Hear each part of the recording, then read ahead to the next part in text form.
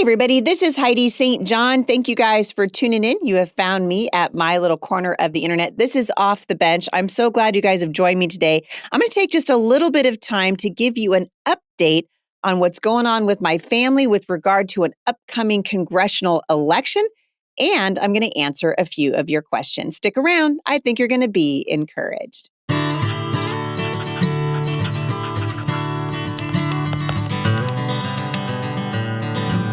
All right, you guys. So I'm glad that you're here. As always, it's such an honor and a privilege for me to spend just a little bit of time with you 5 days a week. I wanted to tell you thank you for those of you who are continuing to support the sponsors of this show. It's become increasingly important for us here at the show in light of the many changes that are happening in our economy, and everybody's feeling it. So I appreciate that very, very much.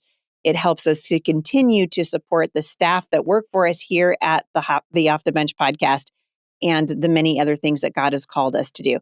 I want to also give you a little bit of an update on my run for Congress. I realize I don't talk about it very much here at the show, but I'm going to give you an update because we're almost to the end of the primary season. So the primaries here in Washington State are coming up on August the 2nd, and ballots drop here on the 15th. So in just a few days, people are going to start getting ballots.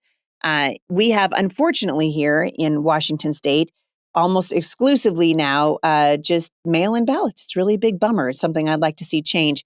But those will be in mailboxes very, very quickly. And I just would ask that for the next couple of weeks, as we lead up to the 2nd of August, that you keep our family and the campaign and the many people that are working with us in your prayers. It cannot be understated that what we are going through as a nation is spiritual at its root. That so many of the issues that we're facing in the country are spiritual. And I've been talking about this on the news and just being very forthright about what I believe the root issues are that we're facing as a country. And for many, many years, I mean, my entire life as a believer, I've heard churches say this is a spiritual battle. We've all sat through sermons on Ephesians 6. We've all heard pastors say, suit up for war. This is a spiritual battle. And yet we continue to send people to the front lines of a spiritual battle that cannot wield a spiritual weapon. And I believe our nation is suffering for it. And so we need wisdom in the days ahead. No matter who wins the election, they need prayer.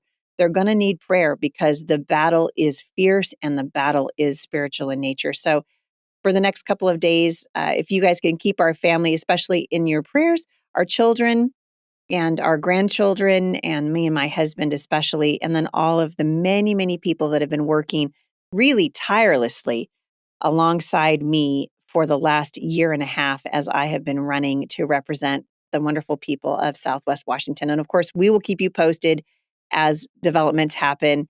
Certainly, I'm going to have a lot to say after the election. Win, lose, or draw, this was about obedience for me and walking out the purpose that God has for my life. And I hope that you've been inspired and encouraged. I realize we've gone through a lot of ups and downs as a country in the last several years, particularly as it relates to COVID. And many of you heard my outspoken and continued outspoken opposition to the lockdowns and to the way that our government has handled the events of the last couple of years. And so I'm going to continue to be a voice for freedom and a voice for Jesus and a voice for families and for children. And so I just wanted to update you and to tell you we really appreciate your prayers and your support, especially leading up to the August 2nd election. Also, those of you who are sending your questions into me here at the podcast, the way to do that is just to go to HeidiSt.John.com/mailbox Monday. And many of you have been asking lately about my newest book. That's going to come out next year. There were a lot of things that kind of hung up the publishing industry, especially during COVID, a lot of supply chain issues. Believe it or not, paper's really hard to get. It's hard to get books out there. And so we went ahead and bumped the release of that book out yet again. But it is coming out. It's called Mom Strong 365. And we're going to have very soon an opportunity for you to be able to pre-order that book, something that I am just cannot wait. I just cannot wait to see that in bookstores and to see you guys get your hands on it. I think you're going to be really, really blessed by what God did through the writing of that 365-day devotional. So I'm going to read a couple of your questions today. And a lot of the questions that are coming into the podcast now have to do with decisions that are coming down from the Supreme Court. But I'm also encouraged, as you guys heard me talk about yesterday, I'm very encouraged to see your questions circling around issues of biblical authority, biblical inerrancy, talking about issues of doctrine, and being willing to disagree with me. And I'm going to start by someone who's disagreeing with me today. I don't mind, you guys. I don't mind the pushback. If you can be polite, I can answer your question. Jennifer said, I have a response to the soundness of World Magazine. And so she said, I listened to your podcast on Monday, June 27th, in which you answered a reader's question about the soundness of World Magazine. I'm not sure if you're aware that there was a split at World several months ago, maybe even a year ago, and quite a few anti-Trumpers ended up leaving. Please don't judge the current publication on what you observed 2 years ago. It is a sound and courageous magazine and should be supported during these tumultuous times. So I think that's great. We looked up a couple of articles that do, in fact, back up what you are saying. Jennifer, I did not know that Marvin Olasky had left the editorial staff at World Magazine. That actually encourages me. I don't mind, and I'll link back to these. It sounds to me like there was a pretty big shakeup happening, and that there are some new staffers there, which I think is fantastic. So I'm happy about that. I'm not, if there are anti-Trump people over at World Magazine, that's fine with me, right? There are people that have different opinions about President Trump. You guys have heard me for many years. I mean, since 2016, I have been a supporter of President Trump, not a huge fan of his Twitter feed, absolutely sure. I cannot stand a lot of the endorsements that he has made. In fact, I'm going to try to get Kathy Barnett to come on the show with me at some point and talk about her run for Senate in Pennsylvania. And Trump is coming in, and he's certainly putting his finger on the scale of a lot of these elections in an attempt to influence them. And he definitely does do that. But I'm not anti, if someone has a differing point of view, that's fine. What was bothering me, and it looks like they're making a course correction, was their ridiculous call to have Trump drop out of the election just a few days before the actual election was going to take place, which would have left the country. I mean, it was just a ridiculous thing to suggest even at that point in 2016. But what's more concerning to me was the slide towards wokeism, the emphasis on social justice, the articles that I had read. And to be fair, Jennifer, you're right. It's been a couple of years since I read the magazine. I'm pretty sure I took a picture of me throwing that magazine in my garbage can and posting it on social media. And I'm fairly certain I haven't read it since then. So I will tell you what, I'm going to check it out again, and I'll get back to you guys and tell you what I think. I just think that we as believers and as Christians, we need to stand on what we know to be true about what God says in his word, what is right and what is wrong. It's the same with the Republican Party. I identify, if I can even use that word, it's such a ridiculous word now. But I became part of the Republican Party because I believe in the platform of conservatism, and I believe in the Republican Party's platform. Do I like everything they do? No. But what I'm witnessing and observing is a real slide away from the principles that I believe have made the Republican Party the party of Abraham Lincoln, the party of abolishing slavery. The Republican Party was the party that did that. And what I'm seeing happening in the last several months, certainly the last year and a half that I've had a front row seat to it running for Congress, is a whole lot of conservatives backing away from conservative principles because they don't think it's going to be popular anymore. And I just want to stand up on the, shout from the rooftops. No, stand on your convictions, tell the truth. We are not a party, or we shouldn't be a party of personality. We should be a party of platform and a party of policy, and we should stand on principle. So party and platform and principle and policy are what matters to me, not personality. And certainly that wasn't what I saw reflected in World Magazine, but I'm very happy to hear that they're making some changes. It looks to me like Al Mohler is joining the team over at World. So that's an interesting shift for sure. So I'll link back to some of those articles in the show notes today so that you guys can read them. But I appreciate that very, very much that you guys are willing to write in about that. Next question. For goodness sake, you guys aren't pulling any punches anymore. This one comes from Danielle. in Missouri. She said, Heidi, I loved your podcast and your teachings. I recently took my kids out of school and we start homeschooling this month. So Danielle, welcome to the homeschool journey. I promise you it's going to change your life. She said, my question is related to abortion. I have friends who keep telling me that making abortion illegal is taking away the rights of our First Amendment. And I was wondering your thoughts. That's a great question. We're going to take a quick break and I'll be right back. All right. So the question is taking away abortion rights I would say, does it have anything to do with our First Amendment freedoms? And I would say, no. You have the right to say whatever you want. That's what the First Amendment is all about, right? It's the freedom of religion. It has nothing to do, certainly nothing to do with the taking of an innocent human life, which is what abortion is. What I was arguing was that this was a states' rights issue. I don't believe that is clearly laid out. And we're having finally, again, in this country, a very good and a very robust debate about what the Constitution actually says. So there's a whole lot of people that are saying the Constitution does give the right to life, right? And this is right there in the Declaration of Independence, that we hold these truths to be self-evident, that we've been endowed by our Creator with certain unalienable rights. And among those are life, liberty, and the pursuit of happiness. Well, the very first right that the founders recognized that we have, this unalienable right, is the right to life. And it would seem to people like me that abortion goes against our fundamental right to life. The problem in this country is that we are not, what the left has done is they have said that they do not believe that this is a human being. And you've seen people now, because I've shared them on my social media pages and talked about them here at the podcast.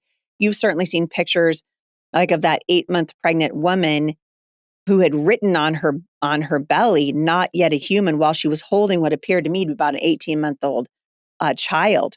This is delusion of the highest order. We have got to work in this country from a pro-life standpoint, I believe. If we want to see a legislative change, it's going to have to come in the form of an amendment to the Constitution. Someone asked me if I was in favor of a federal ban on abortion. And for the same reason that I said I'm not in favor of Roe v. Wade, which gave a federal open door to abortion, I do not believe that it is the role of the federal government.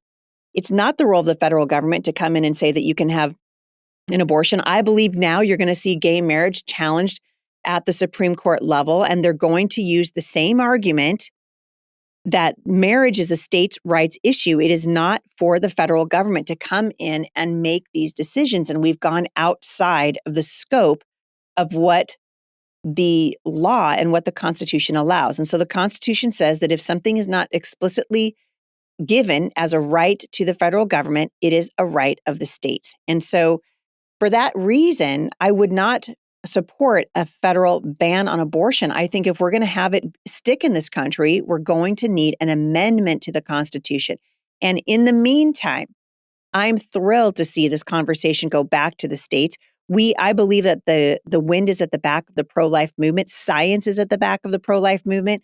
Babies now, we can see fetal development in ways that we have never seen it before. And we can also have people that are speaking out finally on the horrors of abortion and what abortion does and what the procedures actually look like. And so I welcome the discussion. And I think we're going to see millions and millions of babies' lives saved, because states are starting to say, no, I'm sorry, but you can't do that here. Of course, we've got the other side. We've got, these woke companies, thank you, Apple and Comcast and Disney, and Dick's Sporting Goods and all these companies that are saying, hey, we will pay you to murder your child, because let's face it, it's financially in the best interest of these companies to kill a developing child than support it once it's breathing on its own outside its mother's womb. And so we've got huge issues in this nation. But I'm praying that we will eventually look at abortion like we do slavery, that not only will abortion be illegal, that there will be a constitutional amendment that guarantees that a child could not be slaughtered in the womb, because we value life in this country. So not only would I love to see that federal amendment or constitutional amendment rather happen, I would like us to look at abortion like we look at slavery, that not only is it illegal, it's unthinkable. We just could not even fathom in this country of ripping a little unborn baby into a million pieces in its mother's womb and crushing its head and poisoning it, right?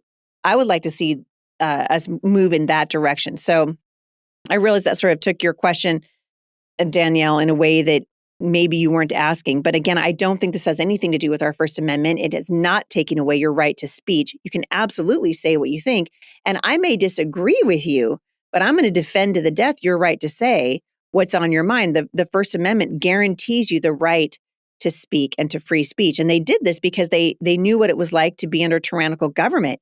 I mean, you go to, we were just talking the other day to a friend of ours who was saying that in another country right now, in Russia, what has happened in the last several months, particularly in the height of the Ukrainian war and the disaster that's happening over there, if you're caught 3 times on camera questioning Putin, they can put you in jail, in prison there for up to 15 years. We don't realize in this country the beautiful gift that we have and the freedoms that we've been given. And the First Amendment is one of those freedoms that we should be absolutely fighting for. This is why I can't stand what Facebook and a lot of these social media platforms did, particularly in the middle of the Rona, or anybody that had a different opinion. And frankly, a lot of those opinions now coming out and people are going, oh my goodness, they were right. They were right. And you had these woke companies and these,